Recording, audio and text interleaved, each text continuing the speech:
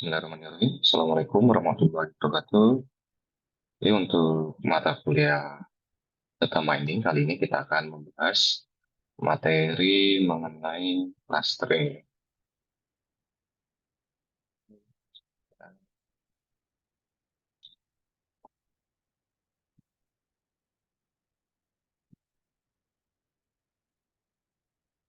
Ada tiga materinya.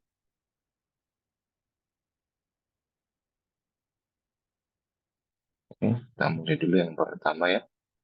Oke, sebelum masuk detail ke clustering, yang pertama kita akan bahas dulu ya masalah analisis cluster.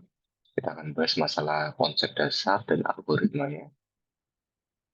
Untuk CP-nya bisa kalian klik sendiri. Untuk topik bahasanya di sini ada ya, pengertian string dan tipe-tipenya. Sebelum masuk lebih dalam, kita harus pahami dulu ya, sebenarnya apa sih itu analisis cluster. Analisis cluster ini merupakan ya, usaha atau aksi ya dari kita untuk menemukan kumpulan objek, sehingga objek-objek itu berada dalam satu kelompok yang sama atau yang mirip ya, atau yang punya hubungan dengan yang lain dan berbeda atau tidak berhubungan dengan objek-objek dengan kelompok lain. Misal di sini ada eh, data ya, di sini ada tiga kelompok. Nah, bagaimana cara kita agar membedakan data-data yang ada di kelompok satu ini, kelompok dua, dan kelompok tiga.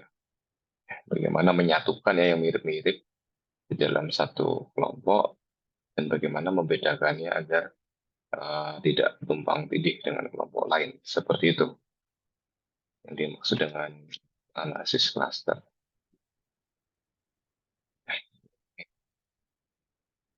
Tujuannya ya adalah untuk meminimalkan jarak antara cluster. Jadi ada yang di dalam ini. Dan juga untuk memaksimalkan jarak antar cluster. Oke. Untuk analisis cluster sendiri, ini sudah banyak ya penggunaannya. Contohnya, ini pengelompokan dokumen. Jadi yang seperti kita tahu ya, ketika kita menggunakan Google untuk search engine ya, itu Google melakukan clustering ini dari dokumen-dokumen yang ada di web ya, yang tersebar di seluruh internet itu. Itu Google melakukan clustering, jadi mengelompokkan dokumen-dokumen tersebut sehingga ketika ada pengguna melakukan query, itu bisa langsung memilih atau menampilkan dokumen yang ada dalam satu cluster sesuai dengan query dari pengguna tersebut. Kemudian penggunaan lain yaitu pengelompokan gen dan protein dalam bidang biologi ya. Kemudian ada juga pengelompokan stok atau saham ya dengan harga yang fluktuatif.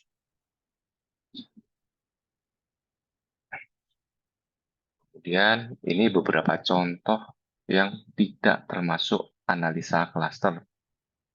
Yang pertama, supervised classification ya. Karena kita ketahui kalau clustering itu kan yang unsupervised, tidak ada label kelasnya. Yang unsupervised ini kan ada label kelasnya, berarti dia tidak termasuk analisa cluster. Kemudian yang kedua adalah segmentasi sederhana. Yang dimaksud segmentasi sederhana ini misalnya di kelas saya, ini saya membagi mahasiswa berdasarkan huruf atau abjad awal dari namanya. Itu kan segmentasi sederhana. Jadi itu tidak termasuk analisa cluster. Kemudian hasil dari query. Ya, yang di sini dimaksud adalah ketika kita bisa mendapatkan apa ya data yang kita inginkan, data yang kita butuhkan menggunakan query SQL yang menggunakan relational database. Nah, itu tidak termasuk analisa cluster. Nah, kemudian juga graph partitioning. Ini tidak termasuk analisa cluster. Untuk cluster sendiri, untuk apa ya, untuk membuat notasi, di sini ada beberapa aturan yang kita bisa menggunakan warna atau bentuk atau angka atau apapun ya. Tapi yang pasti, antara klaster satu dengan yang lain itu tidak boleh sama notasinya atau simbolnya tidak boleh sama. Misal di sini dari sekumpulan data ini, nah kalau kita bagi jadi dua klaster, ya misal notasi yang klaster pertama dengan bentuk kotak warna merah, sedangkan klaster yang kedua dengan bentuk segitiga berwarna biru. Kita bagi menjadi 6 klaster ya, kita berarti butuh 6 simbol ya. Seperti ini. Ada segitiga, lingkaran, tanda plus bintang, belah ketupat, atau persegi. Dia harus berbeda satu sama lain. Kalau 4 ya, kita butuh 4 bentuk, 4 notasi. Oke. Nah, tipe dari clustering di sini ada dua ya. Ada partitional clustering dan ada juga clustering hierarkis. Di mana untuk yang partitional clustering, ini kita membagi objek ke dalam cluster ya atau subhimpunan yang tidak overlap. Jadi satu data itu hanya ada di dalam satu cluster. Tidak ada satu data itu masuk ke dalam dua cluster itu tidak ada ya. Kalau kita menggunakan pendekatan partitional clustering. Kemudian untuk yang clustering hierarkis, ini disebut juga cluster bersarang ya atau nested clustering. Kita gunakan suatu pohon hierarki. Nanti ada penjelasannya sendiri di materi untuk clustering hierarkis ini. Oke, kita bahas yang pertama, yang partial clustering. Misal di sini ada sekumpulan data. Ini kita bagi-bagi di sini menjadi 3 cluster. Nah, bisa kita lihat di sini ya. Di sini yaitu tidak overlap. Ya, berarti ya ini satu data hanya ada di dalam satu cluster. Tidak ada yang ikut lebih dari satu cluster, itu tidak ada ya. Nah, sedangkan yang clustering hierarkis ini bisa seperti ini ya. Misal di sini ada 4 titik data atau 4 data. Yang pertama kita lihat, oh B2 sama B3 ini dekat ya, kita jadikan satu cluster. Ini cluster pertama. Kemudian cluster dari B2 dan B3 atau cluster yang isinya B2 B3. Ini bisa kita bentuk cluster lagi dengan data atau data B4 ini ya. Ini bisa masuk lagi. Dan dari hasil cluster B2 B3 dan di cluster lagi dengan B4 bisa kita bikin cluster lagi dengan B1 yang tradisional clustering hierarkis.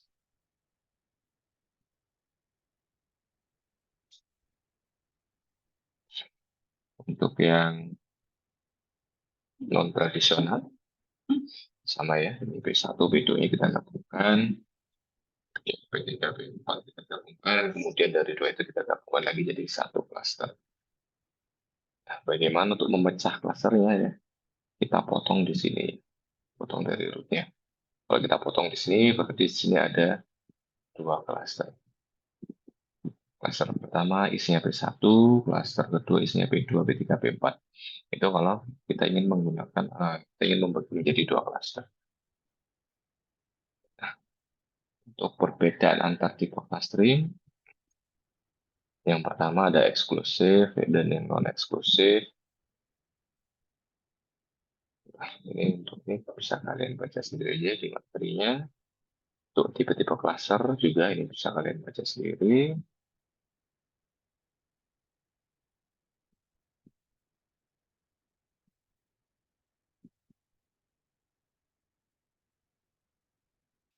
Yang berikutnya kita langsung masuk ke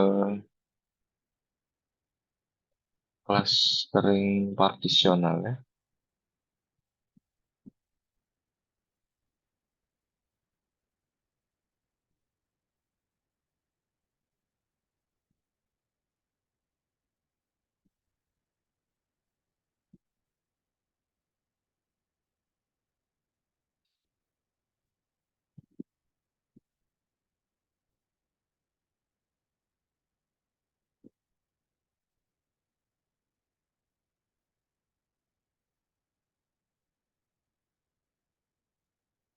partitional clustering.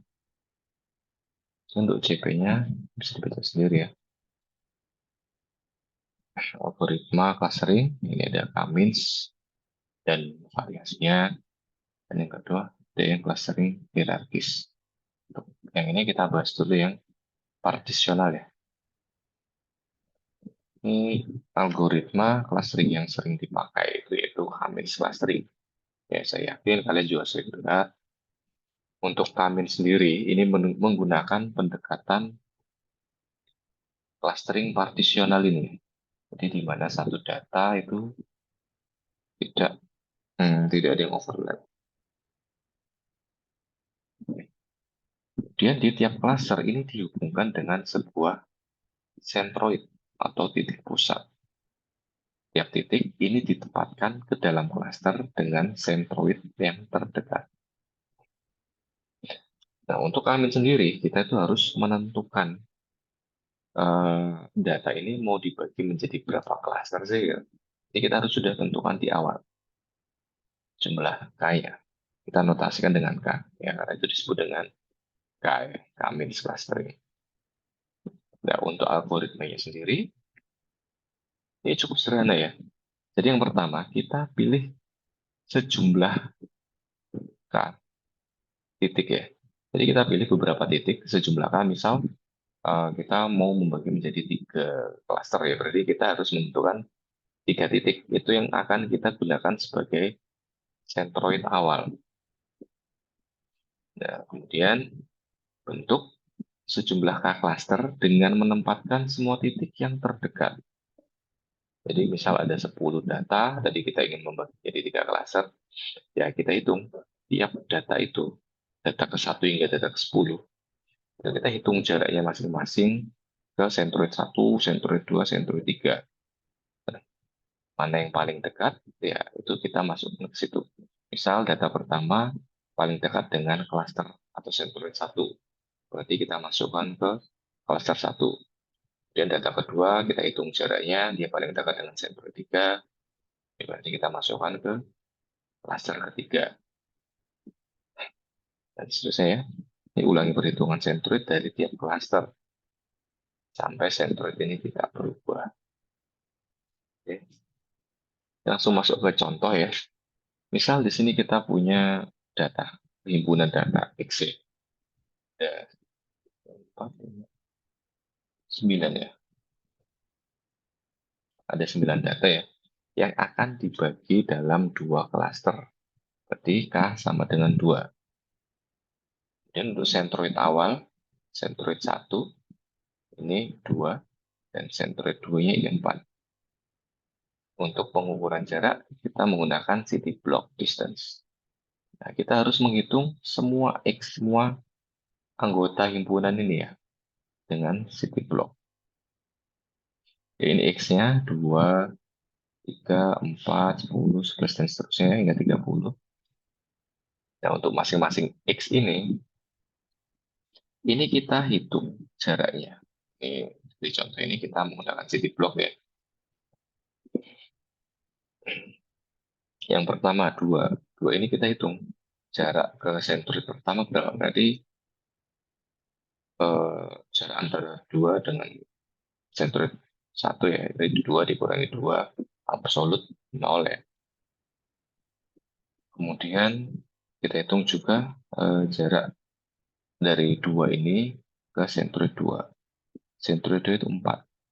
Berarti 2 dikurangi 4 diabsolutkan, berarti jaraknya 2. Nah, ini antara 0 dan 2, kita cari yang paling minimal. Kita cari yang paling dekat.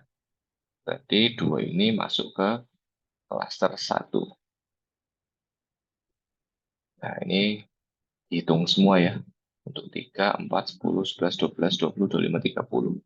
Mana yang paling dekat, kita assign, kita masukkan ke cluster tersebut. Oke, berikutnya. Ini untuk iterasi pertama ya. Di sini kita sudah dapat untuk yang cluster 1, anggotanya 2 dan 3. Kemudian untuk klaster 2 ada 4, 10, 11, 12, dan seterusnya ya. Ya, 3, apa 35? Oh, harusnya 30, cuman ini salah. Ya, anggap aja 35 ya. Langkah berikutnya adalah kita update centroidnya, kita update pusat klasternya. Ya, untuk centroid yang pertama, ya kita lihat dari anggotanya ini, 2 dan 3. 2 ditambah 3 dibagi jumlah datanya, 2. Itu 2,5. Untuk centroid 2, kita jumlahkan semua, 4, 10, 11, dan seterusnya ya. Dibagi jumlah data yang di sini ada 7. Jadi centroid yang baru adalah 16,7. Nah, kemudian di sini kita ulang lagi, tapi dengan centroid yang sudah diupdate. Nah, kita hitung lagi, ya, 2 dikurangi 2,5, absolut, di setengah kan. Kemudian 2 dikurangi 16,7, di absolut kan hasilnya 14,7. Kita cari minimalnya, ya yang pertama ya, jadi masuk klaster 1, dan seterusnya ya, kita hitung sampai yang terakhir. Nah, di sini kita lihat ya, sebelumnya untuk klaster 1 anggotanya hanya 2 dan 3. Tapi dengan update Centroid, nah 4 ini masuk ke klaster 1. Berarti ada perubahan. Kalau ada perubahan berarti tentunya belum konvergen ya. Kita harus mengulangi iterasinya. Oke, sama ya. Klaster 1 isinya ada 2, 3, 4. Kemudian klaster 2 ada 10, 11, dan seterusnya. Kemudian kita update lagi Centroidnya. Ya, klaster 1 ada 2, 3, 4. Dibagi jumlah data, dibagi 3 ya. Jadi Centroid barunya adalah 3. Untuk yang Centroid 2 sama ya. Jumlahkan semua datanya ini yang ada di dalam klaster tersebut, kemudian dibagi jumlah datanya. Ini 18,8. Kemudian ya, kita hitung lagi. Nah, di sini 10 ikut masuk ke klaster 1. Ya, berarti belum konvergen, kita ulangi lagi, dan seterusnya ya, hingga sudah tidak ada perubahan.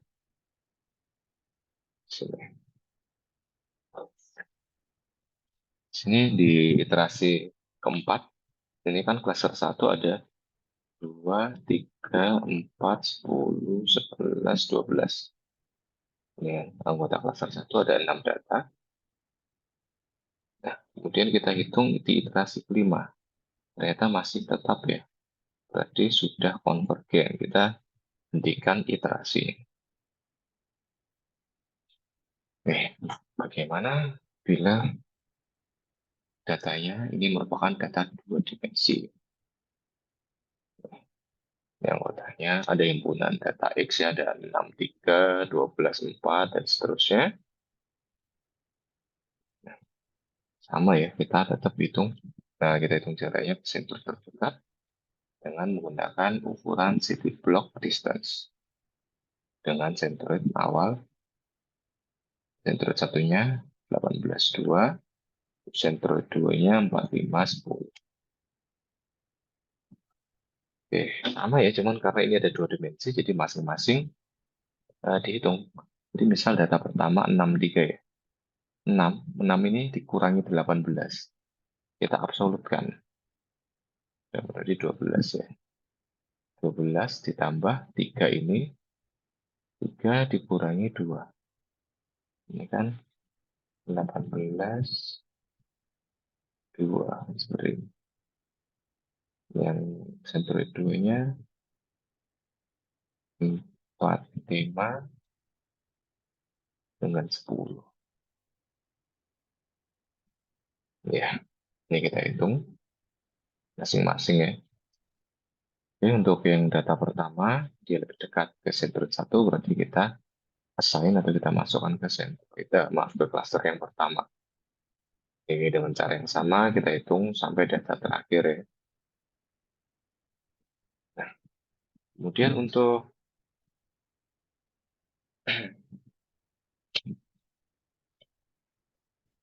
update ya, sebenarnya sama, cuman kita harus lihat ini ya. Jadi sini kan ada dua titik. Jadi kita hitung masing-masing. Ini 6, 12, 18, 24 kan. Ini dibagi 4, hasilnya 15. Ini centroid yang pertama. Sorry. Nah, ini tuh. Nah, X satunya 15 ini ya. Dan untuk X2-nya berarti ada 3, 4, 10, 11. Kita jumlahkan, kemudian kita bagi jumlah datanya, hasilnya 7. Jadi untuk centroid baru untuk cluster pertama, kita update jadi ini ya, 15, 7.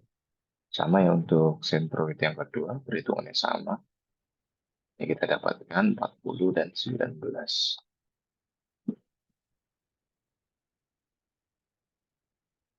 Ya, untuk Kalman clustering ya, di seperti yang di awal, untuk centroid awal ini dipilih secara acak. Kemudian cluster dihasilkan satu per satu. Centroid sendiri ini merupakan seperti ini tadi, dia main ya, juga data. Merupakan nilai rata-rata atau main dari titik-titik dalam cluster tersebut. Kedekatan biasanya diukur dengan Euclidean distance, bisa juga dengan quotient similarity, correlation, atau dengan ukuran-ukuran lainnya. Cummins di sini akan berhenti jika memenuhi kondisi konvergen. Nah, untuk kompleksitasnya, ini big O ya, ini cukup lumayan besar ya. Itu jumlah titik atau jumlah datanya dikalikan jumlah klaster, dikalikan jumlah iterasi, dikalikan jumlah atribut.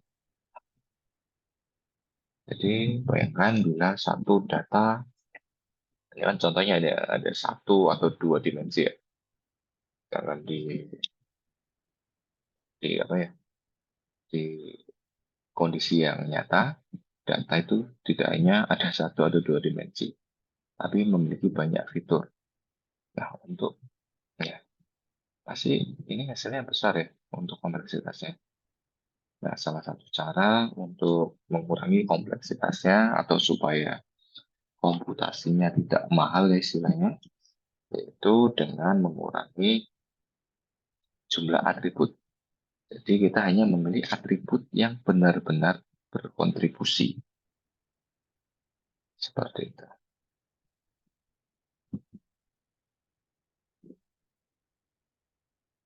Ya, Kamis. Ya, di sini ada sekumpulan data, di mana data ini ada 3 klaster ya. Ya, klaster pertama yang belah ketupat warna hijau, klaster kedua ada lingkaran warna merah, klaster ketiga ada square atau apa ya, persegi dengan warna biru. Nah, di sini ada yang optimal clustering, di mana proses Kalman clustering ini membagi ya secara tepat ya, walaupun ada miss 2 di sini menjadi 3 klaster seperti ini. Nah, tapi di sini ada yang suboptimal, di mana di sini ada 3 klaster juga, tetapi tidak seperti original point. Ini klaster pertamanya, ini klaster kedua, di sini ada klaster 3 di sini. Jadi ini yang suboptimal ya. Oke, kembali ke masalah ini tadi ya, masalah kompleksitas. Di sini sebenarnya untuk pemilihan centroid awal ini juga mempengaruhi ya. Jadi bila kita dapat centroid awal yang sudah bagus posisinya, jadi maka iterasinya akan lebih sedikit dan pasti akan mengurangi kompleksitas. Soal ini centroid awalnya ada di sini, ada 3 ini, dan iterasi kedua 3, 4, 5, 6. Terus iterasi untuk uh, data atau sering medium mungkin. Untuk mengukur sebagai atau seberapa bagus Kamis yang kita pakai ya. Kita di sini menggunakan ukuran SSE atau sum of square error. Jadi seperti namanya ya, sum of square error. Jadi kita hitung errornya, kita kuadratkan, kemudian kita jumlahkan. Nah, di sini yang disebut error di sini adalah jarak. Jarak antara data.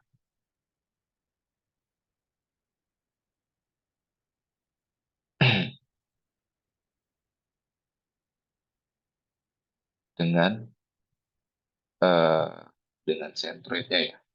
Ini jaraknya berapa, kemudian kita kuadratkan, kita jumlahkan untuk klaster pertama, kemudian dengan klaster kedua juga kita jumlahkan, ya hasilnya kita total ya. Lalu kita dapat nilai SSE-nya.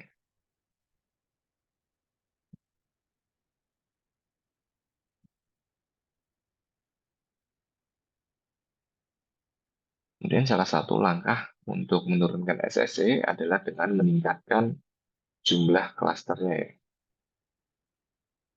Nah, contoh perhitungan SSE.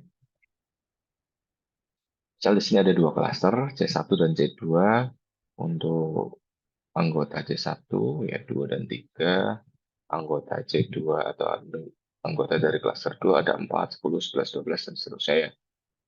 Nah, sentroidnya, sentroid pertama 2,5, sentroid 2-nya 16. Untuk menghitung SSC, kita hitung semuanya. Ini 2 dari klaster 1 dulu ya.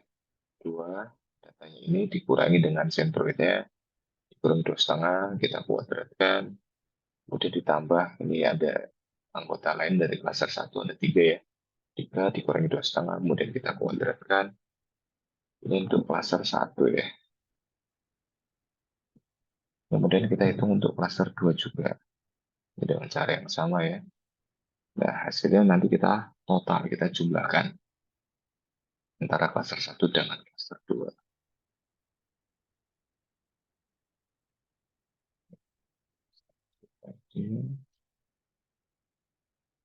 Oke, seperti tadi yang kita singgung di awal. Pemilihan inisial atau sentroid awal ini mempengaruhi kompleksitas. Karena itu tadi, bila semakin banyak iterasinya, maka semakin kompleks. Nah, kalau sudah di awal sudah tepat atau sudah bagus pemilihannya, maka ini contohnya dia hanya perlu 5 iterasi ya, tidak seperti yang tadi. Dia bisa eh, sampai 6 iterasi. Kemudian untuk kekurangan Cummins ya, nah Cummins ini akan bermasalah ketika bentuk dari maaf dari klaster-klaster ini memiliki, jadi ada perbedaannya ya, entah itu ukurannya, kepadatan, atau ketika bentuk datanya ini, fitur-fitur ini, kalau kita visualisasikan dia tidak bulat ya, di situ akan bermasalah. Dan juga akan bermasalah bila datanya mengandung outlier. Ini yang pertama, ketika berbeda ukuran. Nah, di sini original point ini ada 3 ya. Ini ada cluster 1, cluster 2, cluster 3. Nah, dari sini bisa kita lihat cluster 2 ini ukurannya lebih besar ya, jauh lebih besar dibandingkan dengan cluster 1 dan cluster 3. Nah, bila di sini kita menggunakan Cummins dengan kita tentukan jumlahnya 3 cluster ya, hasilnya jadi seperti ini. Ini sangat jauh ya dari original poinnya. Kemudian di sini berbeda kepadatan. Di misal antara klaster 1, 2, dan 3 ini jumlah datanya berbeda. Misal klaster 1 di sini, ini dia tuh sparse ya, atau jarang gitu datanya. Tapi dia tersebar. Dan klaster 2 dan klaster 3 ini lebih padat. Nah, bila kita menggunakan Cummins ya hasilnya jadi seperti ini. Nah, beda jauh ya dengan original point-nya. Yang berikutnya yaitu ketika visualisasi data ini bentuknya tidak bulat ya. Nah, original point-nya seperti ini ya. Tapi ketika kita menggunakan kamis dua cluster, ya kan dipisahnya seperti ini nanti.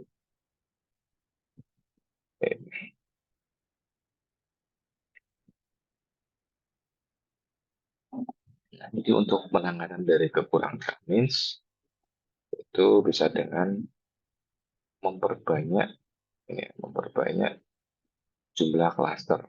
Di sebelumnya 3 ya. Nah, kita jadikan berapa ini? Kita jadikan 10 cluster. Contohnya sama ya. Untuk yang masalah kepadatan, jumlah sama bentuk yang tidak bulat. Ini untuk partitional clustering. Saya berikutnya kita akan bahas langsung di ini clustering hierarkis.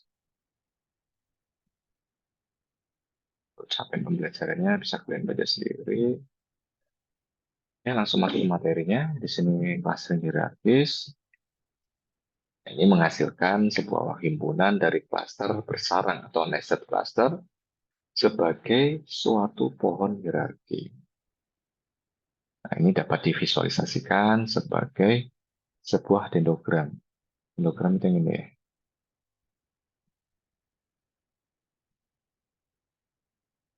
Nah, fungsi pohonnya, pohon dendrogram ini nanti akan kita gunakan sebagai diagram yang mencatat urutan dari penggabungan atau pemisahan.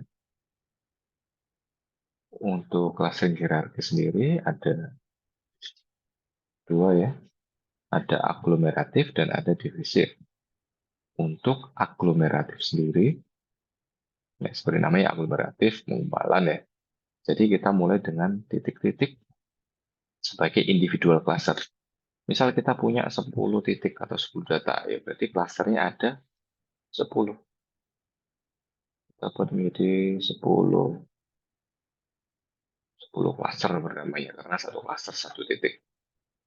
Nah, kemudian untuk iterasi berikutnya, pada tiap langkah ya, kita menggabungkan klaster terdekat sampai hanya terdapat satu klaster yang tersisa atau sejumlah K klaster. Ya, kalau kita mau bikin satu ya satu klaster aja. Kalau kita mau jadikan dua klaster ya, ketika sudah terbentuk dua klaster, kita hentikan. Dan yang kedua ada divisif ya. Kalau divisif ini kita mulai dengan satu, merupakan semuanya adalah inklusif cluster.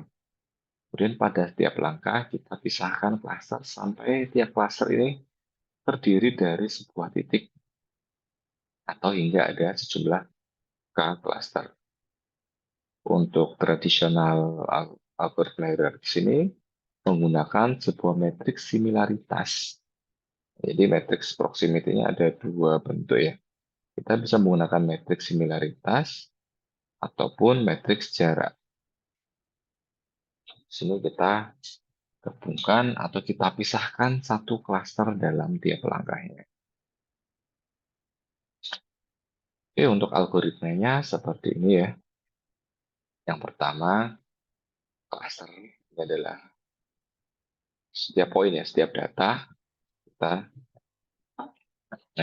anggap adalah satu klaster. Kemudian kita tentukan K-nya. Ini kita lakukan perulangan selama jumlah klasternya ini masih lebih besar daripada K yang kita kehendaki. Itu langkah pertama yaitu kita pasangkan ya klaster yang jarak yang terdekat. Kemudian kita merge, kita gabungkan dua klaster menjadi satu klaster ya. Berikutnya kita update matriksnya, matriks ini tadi ya, matriks similaritas atau matriks jaraknya tadi. Oke, kita cek apakah jumlah klaster masih lebih besar dari K. Bila iya, kita lakukan perulangan lagi hingga jumlah klasternya ini tidak lebih besar dari jumlah K yang kita tentukan.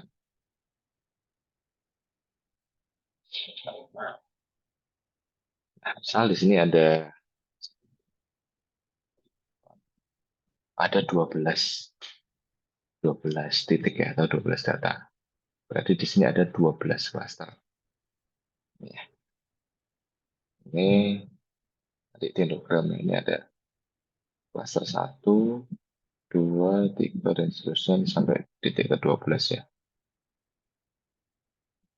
Nah, kemudian dari langkah pertama ya. Oh, langkah pertama harus satu-satu ini setelah beberapa langkah di sini maksudnya. Ini dari 12 data tadi terbentuk 5 klaster. C1, C2, C3, C4, dan C5. Yang awalnya matrix proximity-nya ini kan ada 12 ya. Nah, ini kita update. Ya berubah. Matriksnya sesuai dengan jumlah klasternya. 5 ya berarti matriksnya berubah. C1, C2, C3, C4, C5 seperti itu. Kemudian kita lanjutkan iterasinya. Di sini kita lihat untuk klaster 2 dan klaster 5 ini dekat berarti kita gabungkan. Kita gabungkan klaster 2 sama klaster 5 ya. Ini terus nanti kita hapus ya. Jadinya seperti ini. Penggabungan antara maaf, C2 dan C5 ini kita gabungkan jadi satu klaster. Jadi ada 4 di sini. Tinggal sisa 4 klaster. Nah, di sini kita harus update jaraknya. Nah, update jaraknya dari apa? Di sini ada beberapa ukuran. Setelah ini akan kita pelajari ya. Sini untuk pengukuran kedekatannya di sini ada beberapa pengukuran ya. Yang pertama ada singling atau disebut dengan minimum ya, di mana kita cari jarak terdekat. Oh ya, misal contohnya tadi ada penggabungan antara klaster 1 dengan klaster 2. Nah, ini kemudian kita ingin mencari jaraknya dengan klaster 3. Ya, kita hitung jarak klaster 1 dengan 3 berapa, jarak 2 dengan 3 berapa, kita ambil minimumnya. Sedangkan untuk yang complete link, kita cari yang jaraknya paling jauh. Ini tadi 1 dan 3 jarak berapa, 2 dan 3 jaraknya berapa, kita ambil yang paling jauh. Kita ambil yang nilai maksimalnya. Sedangkan average link, ya kita total ini jarak antara 1,3 dan 2,3, ya kita average, kita rata-rata. Sedangkan untuk yang mean distance, ini kita harus tahu ya, fitur-fitur datanya seperti apa, kita hitung mean. Ini sebenarnya tadi ya, bila contoh visualisasinya seperti ini. Ini ada 2 klaster, klaster 1 dan klaster 2. Similaritas jaraknya. Oke. Untuk single link, ya, kita ambil yang titik terdekatnya, yang minimal. Complete link, ya, kita ambil yang jarak terjauhnya. Untuk average link, kita hitung semua jarak untuk tiap data, kita hitung semua. Kemudian kita ambil rata-ratanya.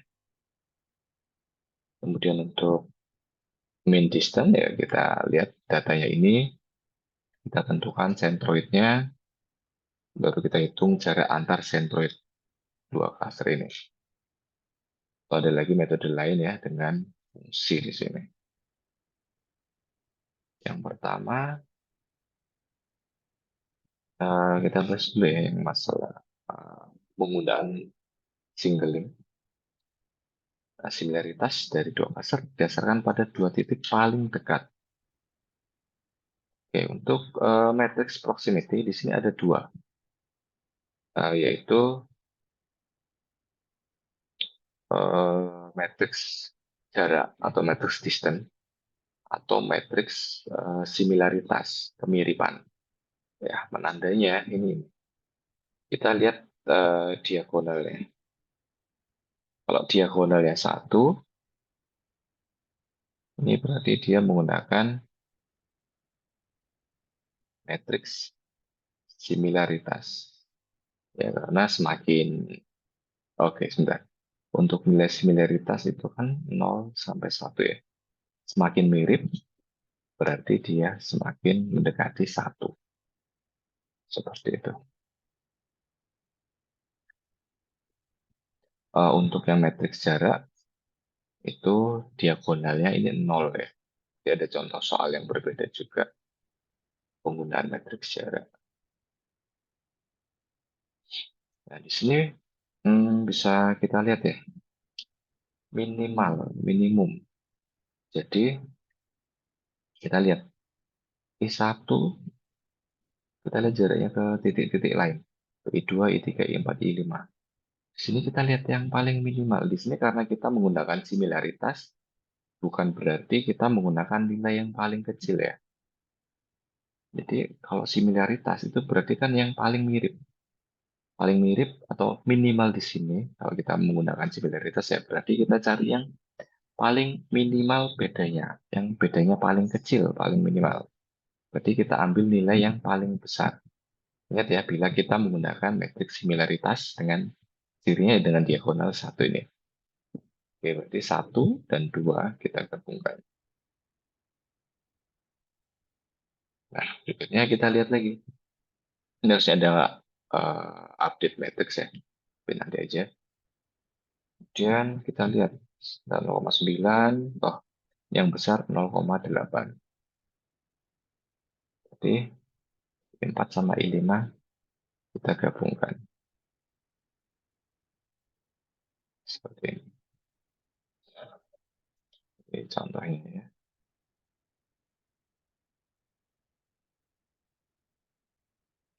Pertama, 36. 36 kita gabungkan. Ini ya, 1.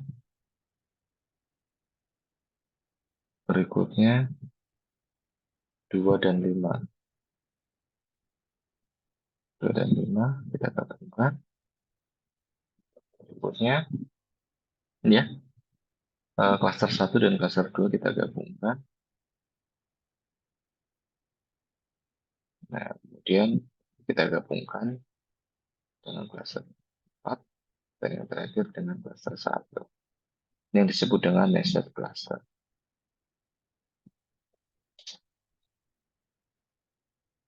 Contoh yang tadi ya.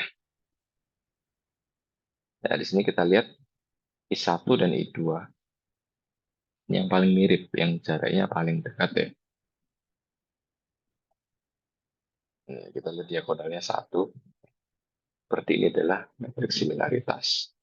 Yang nilai yang paling besar itu artinya yang paling mirip. Di jaraknya yang paling kecil. Nah, kita gunakan ukuran kedekatan dengan single ya. Ini kita gabungkan dulu ya. 1 dan 2. 1, 2, 3, 5. Dari tabel atau dari matriks ini kita lihat ya 1 sama 2 paling dekat, berarti kita gabungkan 1 dan 2. Nah, kemudian kita harus mengupdate matriks proximity-nya dengan ukuran kedekatan singling. Ya. Di sini kita harus menghitung ulang. Ini kan 1 dan 2 digabung. Jadi kita harus menghitung ini jarak klaster ini baru ya I1 2 ke I3 ke I4 dan ke I5. Nah, karena kita pakai singling, maka kita cari yang minimal. Ini kita hitung satu-satu. Jadi kita hitung I1 dengan I3 jaraknya berapa? I1, I3 0,1.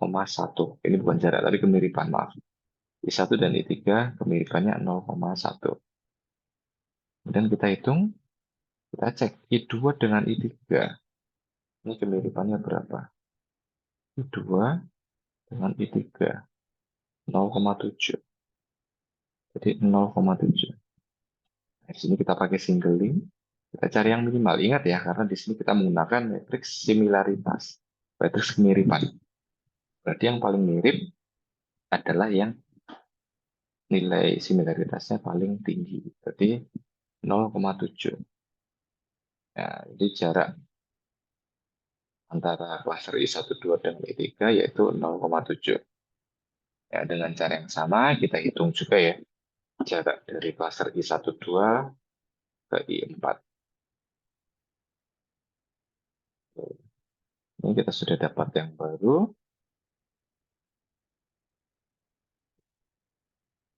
Di sini kita lihat yang dekat lagi adalah ya, 45. Kita gabungkan 4 dan 5. Satu, jadi diagramnya ya. 3, 4, 5.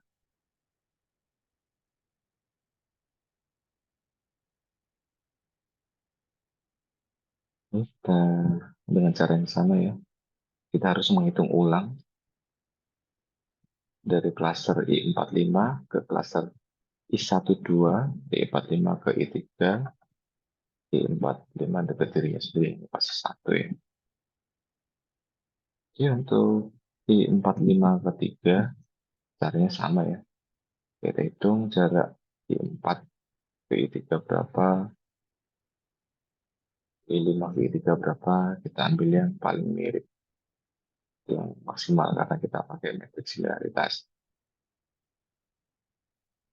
Nah, sedangkan untuk yang ini, untuk yang I45 dengan I12, kita harus menghitung semua ya. Kita harus hitung, kita harus cek jarak. Ya, I14 berapa, I15 berapa, kemudian jarak I2, I4 berapa, I2, I5 berapa. Kita ambil nilai minimalnya, yang paling mirip itu 0,65. 0,65, terus masuk ke sini, sorry. Yang 0,4 sini. Oke. Dari sini kita bisa lihat yang digabungan berikutnya adalah ini. I12 dengan I3. So, ini kan. 1, 2, 3, 4, 5. Nah, di sini udah gabungkan.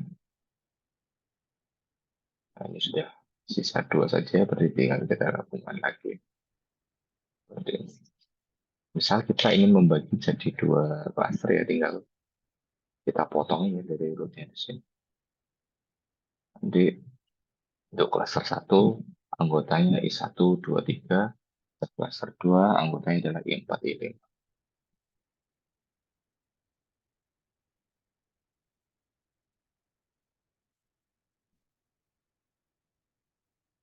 Nah, ini contoh menggunakan matriks jarak ya, matriks distance. Ini pakai pengukuran Euclidean distance. Misal di sini ada 5 objek. Objek 1, 2, 3, 4, 5. Objek 1, 1, 2.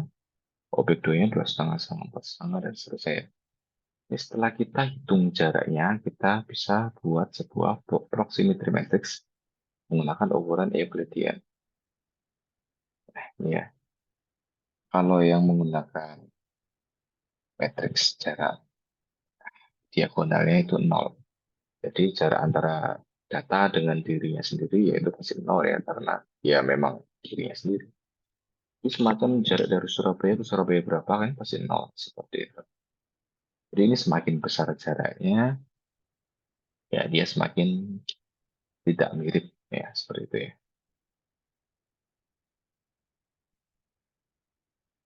Dari sini bila kita menggunakan single link,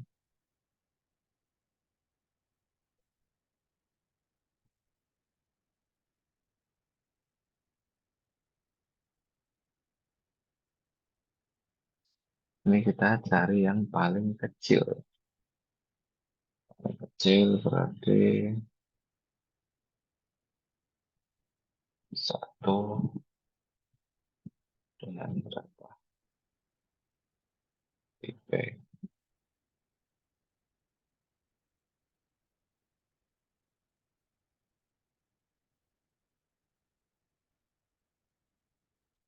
Ini ya.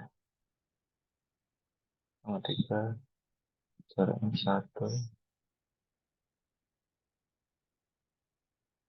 Untuk mengukur kedekatan antar klaster yang dihasilkan, C6, C7. Oh, enggak. Ini maksudnya klaster 6 ini anggotanya C1 dan C3, C7 anggotanya C4 dan C5 ya. Nah, C2 ya. Ini berdiri sendiri. Kemudian untuk mengukur dua ini ya, C6, C7, ya berarti kita harus hitung jarak C1, C4 berapa, C1, C5 berapa, C3, C4 berapa, C3, C5 berapa. Ini kita cari yang minimal. Misal C1, C4 3,04 ya. 3,04 dan C1, C5 sama ya 3,04 terus di sini dan C3, C4 1, 2, 3, C4 2,06 2,06 dan ini C3, C5 nya 2,06. Jadi ya karena kita menggunakan matriks jarak ya kita ambil nilai yang minimal yang paling kecil ini sih. Jadi 2,06. Berikutnya masuk ke ini kelebihan dari single link ya. Contoh original punya seperti ini. Nah, bila kita bagi menjadi dua klaster, ini ya. Nah, untuk min atau single link, ini kelebihannya itu dapat menangani bentuk yang tidak elips. Kalau dia sensitif terhadap noise atau outlier.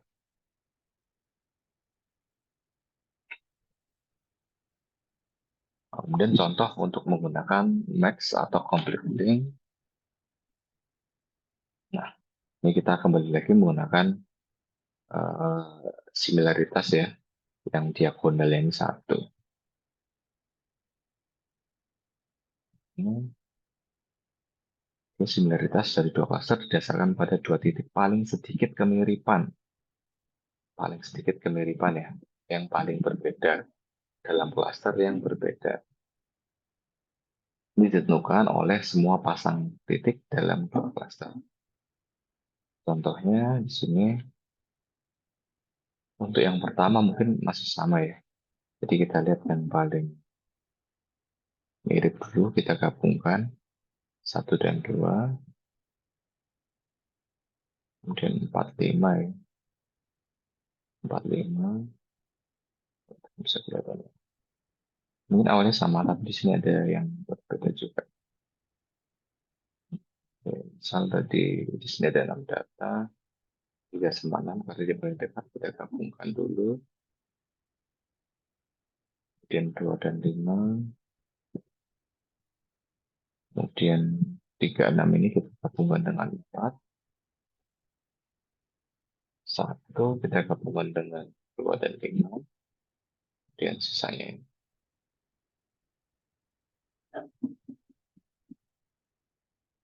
Kelebihan untuk max ke complete link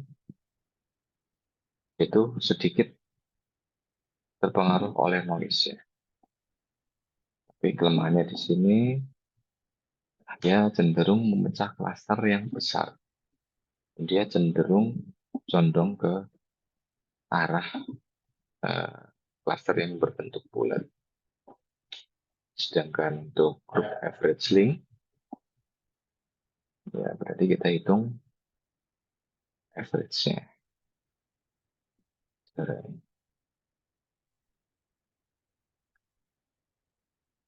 Misal 1 dan 2 ya. 1 dan 2, ketiga. Misal 1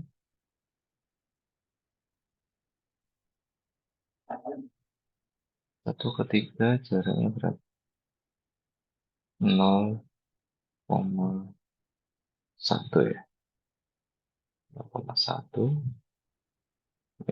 1 ke 3, kemudian kita hitung 2 ke 3, 0,7, tambah 0,7, ini dibagi ya, 0,4.